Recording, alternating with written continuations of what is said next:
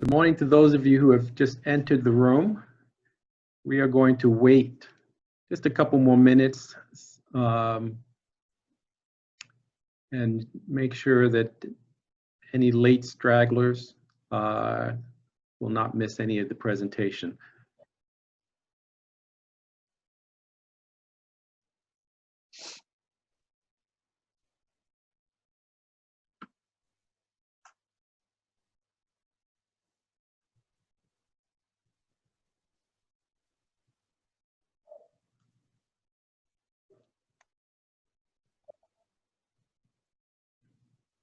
It's funny, all the people that are involved in Title IX are here.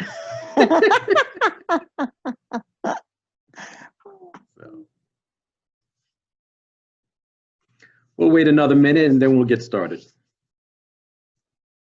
Morning, Dave. Thanks for joining us. Good morning, Ingrid. You could just wave.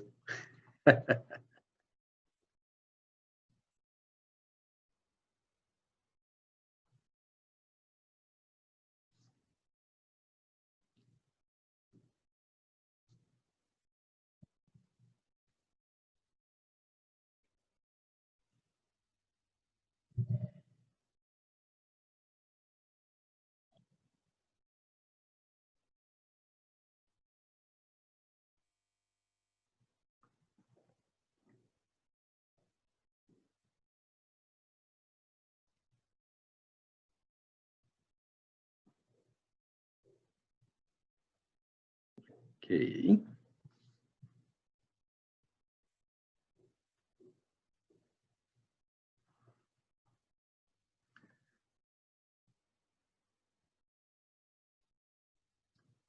Well, good morning. I think we'll get started. Last week's critical conversation on Adventist and social justice, it was quite a hit. There was quite a bit of buzz afterwards, and I'm not sure that I can accomplish the same amount of buzz on this topic, but this is an important topic to have on our conversation as well. We hope that it'll be informational, but that it will also generate some conversation thereafter. The portion, I have just a few slides to share. For those of you who are interested in conversing or asking questions, we do use Slido. And if you'll just log into Slido and enter PIN Y078. Kim Daniel, who is a graduate student, will be our moderator. Kim used to work at Union College as a full-time member of the student life team there. When her husband decided that he was going to become a graduate student at Southern, she decided that she was going to join him. Wise decision, and she became a full-time student here as well. We have been using her skills in student development, and we owe a lot of thank yous to her because she has helped us in so many different ways. But she will be our moderator. Occasionally she may interrupt me if there is a question specific to a slide or a comment that I'm making.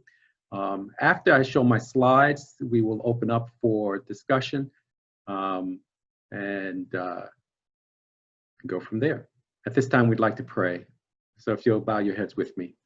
Gracious Heavenly Father, as we begin this discussion, as I have in the past, I praise you for being omnipresent and being in the various places that all of these individuals in this meeting right now are at. I ask, Lord, that you will give a special blessing to them. But Lord, then also be with me. May my words glorify you. I thank you for hearing my prayer. Amen. So we're going to talk about Title IX today and its impact on Southern's campus. For those of you who are not familiar with Title IX, this is the federal government's anti-discrimination law specific to higher ed. And that's actually misleading because any educational entity that is receiving any sort of financial assistance from the federal government is also, also needs to have this anti-discrimination law and abide by it. So to give you an idea of how that, well, let me back up here. This is our Title IX team on campus. These are deputies. Basically what that means is that if a case of sexual misconduct comes to my office, I will assign the case to one of these 4 individuals who will then take the case and begin to do the detailed work that may or may not lead to adjudication. We do have a much bigger team now than we've had in the past. These are the individuals of the Sexual Misconduct Review Panel. Every year, at the end of every year, 4 of these individuals go off, and through the University Senate, we will have another 4 individuals come on. We're going to talk a little bit about Title IX, and for those of you who may not see how sexual misconduct on campus could actually be a discrimination issue. The reason why the federal government determined that not dealing with sexual misconduct, sexual harassment, or sexual assaults was a discrimination issue is that there were a number of complaints to the Office of Civil Rights by individuals who had experienced a sexual assault on various universities across the United States. The number had become significant enough that the federal government basically said, when somebody complains of a stolen bike on your campus, you go through due process to try and help that person find the bike. Somebody complains about sexual harassment, and your campus safety or your campus police are oftentimes handling it by saying, are you sure you want to go through with this? Nobody's going to believe you. And so therefore there was a discrimination issue there. And that's where we are now. When people say Title IX today, what they oftentimes don't realize is that back in 1973, when Title IX became this clause that all universities had to abide by, they were actually dealing with sports. And the classic example was of one university that had a locker room for its men's soccer team. So when the soccer team finished a game or finished practice, they could go right into the locker room, take showers, and go to their various apartments and dorms nice and clean. The women's soccer team had no locker room. So when they finished practice or finished a game, they had to go to their apartments and dorms, essentially dirty and sweaty.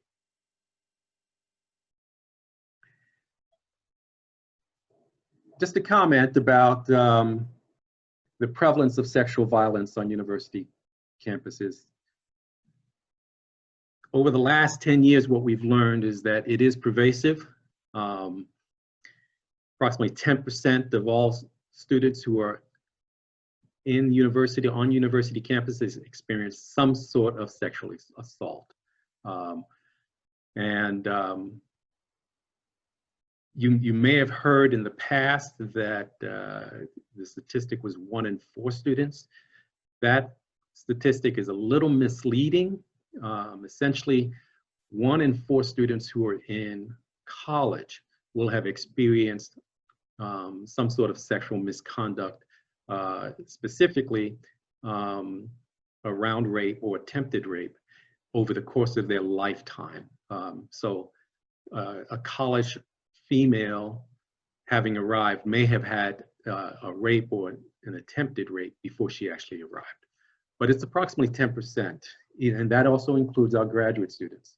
You'll notice here that this bottom statistic, that 4% of our students, of college students, actually experience stalking. We'll talk a little bit more about stalking in just a while here. Annually, 300,000 college women, well, 300,000 women enter college. Approximately 5% of women enrolled in college experience rape or attempted rape. So that 10% number also included other types of sexual assault, but approximately 5% of all women in college or universities experience rape or attempted rape. We'll talk more about this here in just a bit when we look at our specific statistics on our campus. I want to translate these numbers for Southern's campus. So in fall 2019, Southern had 2,448 part-time and full-time undergraduate students. Of that number, approximately 61 were female, 61% were female. And that means that 1,502 undergraduate residential and commuter females were on campus a year ago. If we took 5% of that number, that would essentially tell us that approximately 75 females on this campus experienced rape or attempted rape. The good news is we didn't have 75 individuals report rape or attempted rape. The same is true of men. Men can be victims of rape or attempted rape. One of the interesting details about this, however, is that when men are asked if they've been raped, they're less likely to say yes. If men are asked if they've been sexually abused over the course of their life, they're more likely to affirm that that has been true. There is an issue in the psyche of men. They are not quite ready to say that they've been raped, but oftentimes sexual abuse, whether it happened as a child or as a teenager, sexual abuse oftentimes is rape. We'll talk about that here, and you'll understand that reason when we talk a little bit more about rape on our campus. So what do our statistics actually say about sexual assault on our campus? So we keep our statistics on an annual basis, not an academic calendar basis. So what that means is that our numbers right now reflect the number of cases that we've had from January 2020. Even though January 2020 through May of graduation was the 1920 year. Our statistics, we're required to keep our statistics from January 1 to December 31, 2020. And that is true of all of our previous years as well. On average, we have about 30 cases. It looks as if this year will exceed 30 cases. The number one type of misconduct that we have on this campus is stalking. But here's the interesting thing. Most of us oftentimes think of stalking as a physical act in which somebody, an individual is walking around campus and making his or her presence known to another individual in some way, or hanging out a residence hall in some way. One of the reasons why stalking numbers have gone up significantly is that our phones are used now to stalk people. Okay, and so our numbers on our campus reflect the fact that a significant amount of stalking is done using a phone or any other online portable device. The number two type of sexual misconduct on this campus is rape. And here's the reason why. Rape is defined not only as the penetration of the vagina with the penis. It can also be penetration with the hand, a finger, or a foreign object. Okay. A large number, a significant number of the rapes that we have that get reported on our campus are digital penetration. And whether that is of the vagina or the anus, the significant number of our cases that we get on this campus are digital penetration. But it's important to understand that digital penetration is rape. And we treat it, if a student comes to us and says, so-and-so penetrated me without my consent, with his fingers or her fingers, we treat it as rape. And our policy states that anyone who is found to be responsible of violating our policy on rape will be dismissed from campus.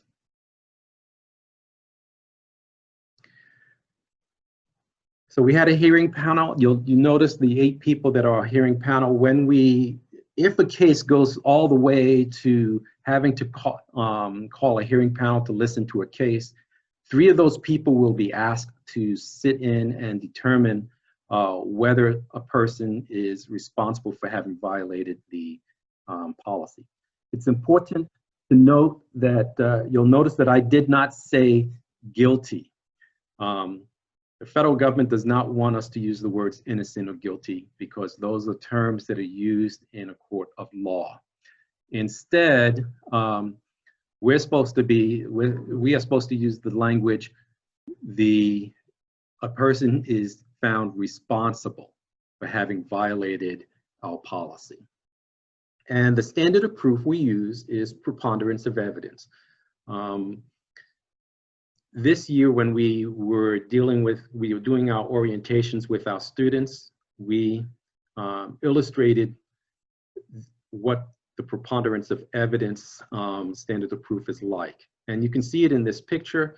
It is essentially the weight of a feather that tilts a decision towards, or rather tilts the members to think this act probably did happen. Okay, that's all it is. It's just that weight of a feather. Give you an idea of, to talk about, I'm trying to move my slides here and they're not moving now. Okay, there we go. So if this were a court of law and we were dealing with a sexual assault, you'll notice on the right, that court of law would be dealing with, or rather would have the standard of proof of reasonable doubt. So the lawyer, the prosecutor would have to try to prove that this act happened beyond a reasonable doubt. If there is any doubt, then a person has to be found innocent in a court of law. On a college university, or rather specifically on this campus, we simply have to find that this probably did happen, as opposed to there is no doubt. All we have to ask the question is, did this probably happen? And if the answer is yes, a person is found to have been responsible for violating. Comment about confidentiality. We are very strong on this. This policy, just to give you an idea, I've taken the role of the Title IX coordinator this year, but when our previous coordinator, Andrew Miang, was leading out in the process, there were a significant number of cases that I had nothing, no knowledge, had nothing to do with. In fact, I received a phone call recently of a student who was trying to come back to campus, and I didn't know anything about the case. So this is just an idea of the type of confidentiality we keep. We do not tell residence hall deans, we do not tell employees. The president doesn't know of any individuals who are currently accusing someone. We are very firm on this confidentiality. Our amnesty clause is a rather controversial one because of we are a faith-based campus, but this is a requirement of the federal government, and I've come to believe that it is a good policy. If a student is the victim of sexual misconduct while violating our alcohol and drug policy, Southern will grant that student amnesty from the violation. That is, again, a requirement of the federal government, but we have found that it has worked well to help us to eradicate sexual violence on our campus. It is in no way to be interpreted that we deem our alcohol and drug policy less important. However, we have found that students are more likely to report if sexual violence, if they know that they can do so without being in trouble for violating another policy. As I said, I wanted to only highlight a few things about our policy, and at this time, if there are any questions or comments, we'd like to go there. So Kim, do we have any questions yet? We do not have any submitted yet, so feel free, if you guys have your phones out, the Slido code, again, is Y078. You can go ahead and put them there. We are a small enough group that we might be able to just simply raise our hands and I can recognize individuals that way. So Ingrid, do you have a comment or a question? A question. On the confidentiality, I've often wondered, so there's this responsibility to report, which is a government requirement, understood. If a student starts to share something before they understand that there's going to be a responsibility to report, how do you stop them before you have the information? Like I had a situation and I actually, the student I could tell was starting to tell me something and I said, okay, wait. I need you to know that if you report this, I can't promise I will maintain your confidentiality. It might go further. And then the student didn't say anything to me after that. So I don't know what, just talked about that protocol of confidentiality and the student's understanding of whether they want it, having the choice to whether they want it to go somewhere or not. You bring up an important point because in our policy, and it's actually not just in our policy, but it is a federal mandate. We have to determine who are responsible employees on our campus. Now you can say that there are just a select number of people who are responsible employees, or the whole campus is of employees are responsible employees. The term responsible employee basically means that if you have been deemed such, you are required to immediately inform the Title IX office if you hear of any sort of assault or harassment of a student or another employee. Okay, you are required to do that immediately. You cannot simply say to the student, you need to go to the Title IX office. You yourself are required to do that. So in that conversation that you had with that student, where you said, wait, I don't know if I'll be able to guarantee you any confidentiality. in fact, you couldn't guarantee any confidentiality, okay? If it's a sexual assault, okay? You could not guarantee any confidentiality at all. Now, there are employees on our campus that can guarantee confidentiality. Our counselors in the Student Success Center and our chaplains can guarantee confidentiality. Our faculty in the School of Religion cannot guarantee confidentiality because their primary role on this campus is teaching.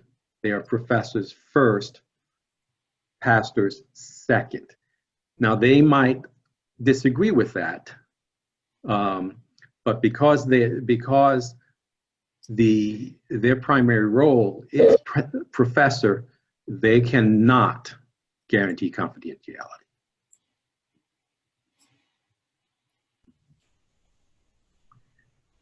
Any other questions or comments in regards to what I've just talked about? So Dennis, you're talking about faculty and staff. What about the student support managers that are here? If they are told something, does that same thing hold true for them, that they have to report? A very good question. So essentially a responsible employee is somebody who, when a student looks at that individual, determines that that person might be able to help me with my problem. Okay? So if a case manager that is handling your student support team, if they could possibly be looked at as somebody who could help, then yes, they are considered responsible employees as well and would be required to immediately make a report to my office. Again, it is not, a responsible employee has not completed his responsibility or her responsibility by simply saying, you need to report this. The responsibility lies with the employee to make the report. Thank you. Okay. Now, it's possible that the student, upon being contacted by my office, will say, yes, I told Ms. Scantz about this, but I don't want to go any further. Okay. It's still her. As long as that report was made, then the obligation has been fulfilled. So Go ahead. the student doesn't have the ability to pull it back then. If they already, let's say that student, I wasn't able to, they had just rushed and said something before I was able to tell them that, basically it would go somewhere whether they wanted it to or not. Right, exactly. So we have, as part of the 30+ cases that we receive per year, a number of them are listed down as simply reports, okay? And what that basically means is that we were contacted that something happened, but we didn't necessarily adjudicate 30 cases. Now, in regards to the adjudication process, it is believed that the new regulations that went into effect on August 15th will lower the number of cases that we'll adjudicate on this campus. And one of the reasons is that students have always, our policy has always allowed a person who is claiming to be a victim, and even a person who has allegedly been guilty of violating our policy. I said guilty, responsible. I made the mistake. To have advisors. We now must allow those advisors to talk during a hearing case, a hearing panel. And an advisor can be a lawyer. Okay. So the idea of having a lawyer during a hearing panel that is cross-examining a complainant, someone who is alleging that he or she was the victim, it's felt that that's going to scare several people away. And in fact, we have begun to see that happen on our campus. So the number of cases that will be adjudicated is likely going to be going down, although we'll have an increase in reports. Dennis, that was a question, actually, I think I submitted. I don't know where it went, probably cyberspace, but. Kim's got it. That's fine, but I did wonder that because it seems to me the playing ground is maybe more level from one point of view. I guess you've dealt with a number of these cases and you know how they've played out. Do you think there was a need for that? That is, that it was too easy for people who felt they were victims and they registered a complaint. It was too easy for them to try to make a case and too hard for the person accused to defend himself or herself. Do you think that that was a good move, or do you think that this is really going to make it harder for people who have been genuinely assaulted but really don't want to go through the trauma of that process to address it? It is, I would say that it is going to make it harder. The process now is true, in my estimation, does make it intimidating for someone to go through the process. If I myself knew that a lawyer could sit in on the hearing during the hearing panel, during the adjudication process, and that lawyer could ask me questions, I'm not sure I'd want to go through the process. The good news, that there is a silver lining to it, and that is that the chair of the hearing panel has the right to screen all questions from the lawyer. So if a lawyer decides, well, I'm going to ask about this alleged victim's sexual history, the chair can say those questions are irrelevant and you cannot ask those questions. So the chair is basically the judge in the courtroom, I guess. yes, yes. All right. Ben? A follow-up to that same question. If you know that there's going to be an attorney present, would you need to have a university-appointed attorney sit in to advise the chair? We do not. The good news is that Southern uses a group of attorneys who work under for a company in Chattanooga called Institutional Compliance Solutions, and they review the notes of every single one of our cases and give us whatever help we need in a case that might go to a hearing panel.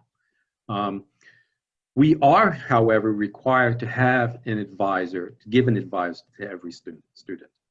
So if in the past, I have chaired a hearing panel and have asked the question of a student, I see that you've chosen not to come with an advisor. Did you make that choice? Were you aware that you could have an advisor, and did you make that choice consciously? And on more than one occasion, a student did say, yes, I purposely chose not to have an advisor here. That is no longer an option. If a student arrives at an adjudication process without an advisor, I am required to give that student an advisor. And so while I didn't put the names of our advisors on campus, we do have employees who are listed as advisors now. And those students, or rather employees, would be on notice that they might be called. So for example, if a lawyer called us and said, I can't be at the adjudication today because I've got another case I have to take care of in town, can we postpone this? we are not under any obligation to postpone, but we would be under obligation to give the person whose lawyer can no longer be there another advisor. That person does not have to be a lawyer. Back to my original question, Dennis. Do you think the chair might feel intimidated without legal training, feel intimidated by the lawyer who was there, who would go down a path and insist on going down a path, and the chair have some difficulty dealing with that? We have no doubt that there will be attempts at intimidation. So we have, our chairs have gone through quite a bit of training. Okay. I should let you know that of the hearing panelists, the 3 people who have been assigned the role of chair are Dr. Alan Parker. He's one of our chairs. Professor Lorraine Ball and Tisha Price. These are our 3 people who have gone through quite a bit of training to make sure that if they are the chair of an adjudication process, they're the ones who will be dealing with the lawyer.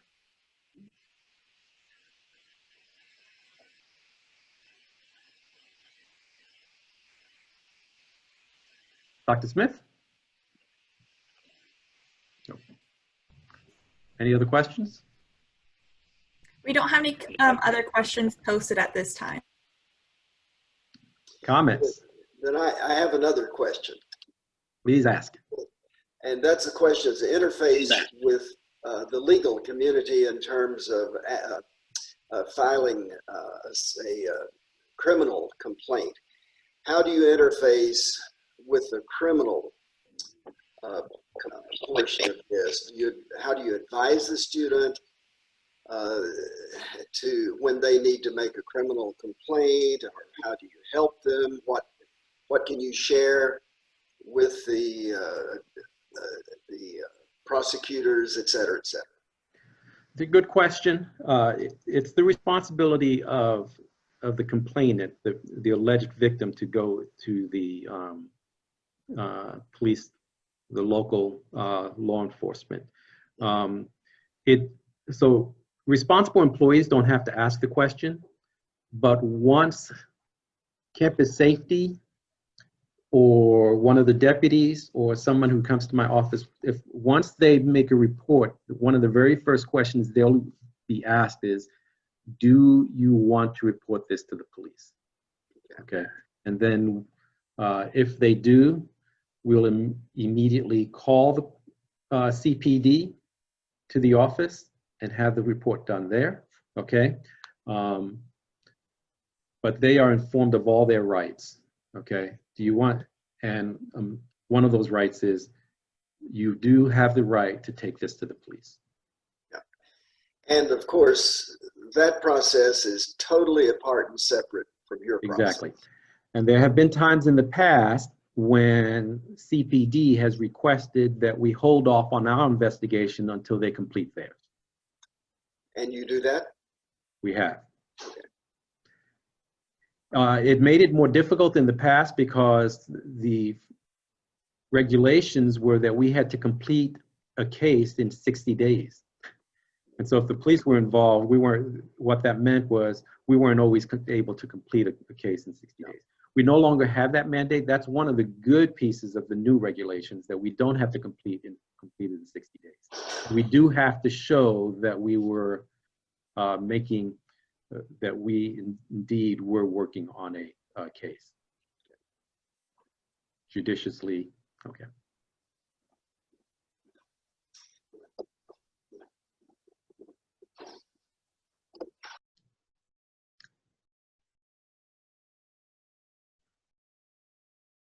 Okay. Any other questions, comments? There aren't any posted at this time. Does anybody in the room have any questions that they'd like to ask verbally?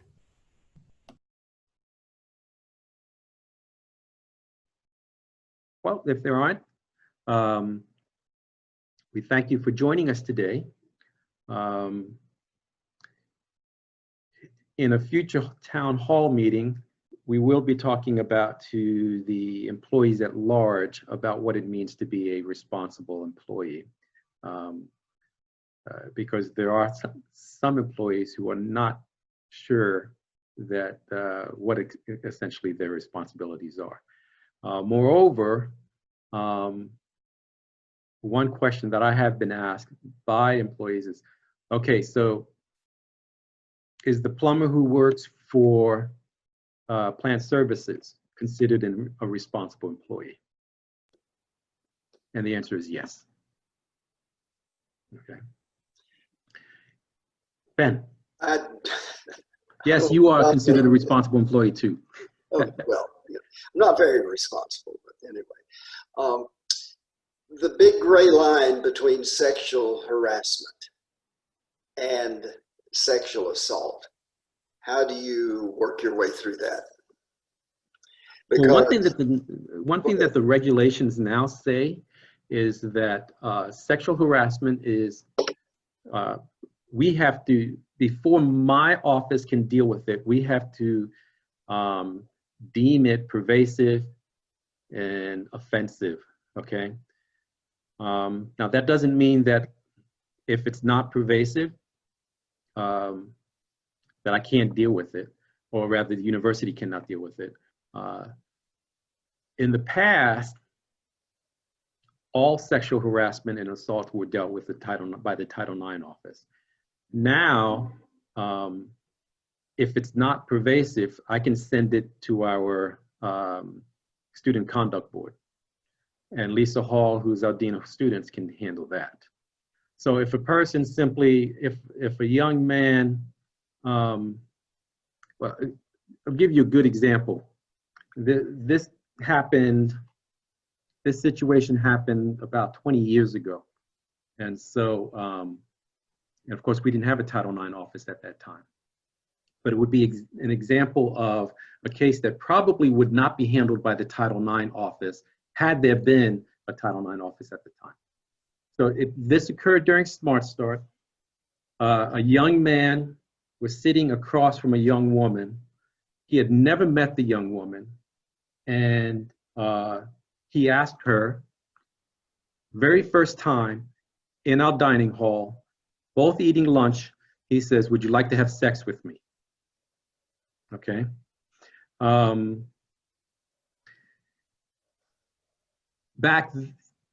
If we had the regulations today, 20 years ago when that happened, and she made the complaint of what he said, my office would not be taking care of that.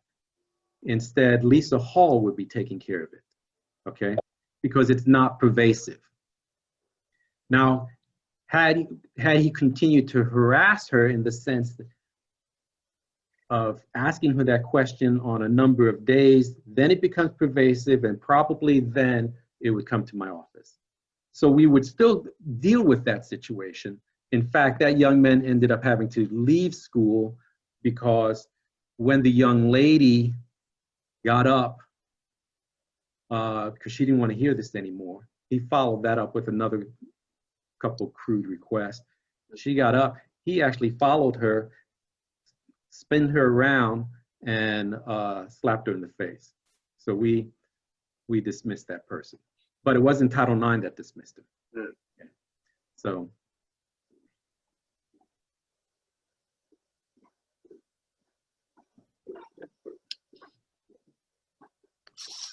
Well, thank you everyone for joining us today. I'd like to say that next week's Critical Conversation will be about Adventists and racism. Stephanie Guster will be leading out on the discussion, and we will be dealing with the question of the history of racism in the Adventist Church. I look forward to seeing you again next week. God bless.